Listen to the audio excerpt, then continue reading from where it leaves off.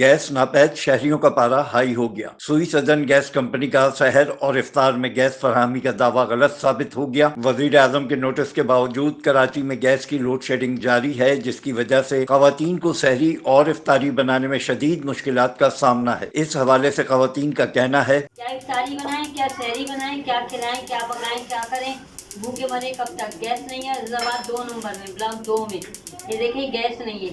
آج تو حد ہی کر دی ہے کہ 9 بجے سے ہی آج بند کر دی ہے گیس، کے افطاری میں بھی نہیں آ رہی تھی، پھر 9 بجے پھر بند کر دی۔ اب تو کھانا بھی نہیں ہے، سحری میں بھی پتہ نہیں کیا کریں گے، کتنا بازار سے منگوائیں۔ کراچی کے مختلف علاقوں میں گیس کی فراہمی آج بھی معطل رہی۔ جیکب لائن، نارتھ کراچی، سر سید ٹاؤن، یو پی سوسائٹی سمیت فیڈرل ایریا کے علاقے عزیز آباد بلاک نمبر 2 اور دیگر بلاکس میں گیس کی عدم فراہمی کی وجہ سے چولہے ٹھنڈے پڑے رہے۔ اس سے پہلے سوئی سدرن گیس کمپنی نے رات 3 بجے سے صبح 9 بجے تک گیس کی لوڈ شیڈنگ ختم کرنے کا اعلان کیا تھا۔ یاد رہے وزیر اعظم شہباز شریف نے رمضان المبارک میں سحر اور افطار میں گھریلو صارفین کو گیس کی عدم فراہمی پر نوٹس لیا تھا۔ Afzal Khan, C110 news, Karachi.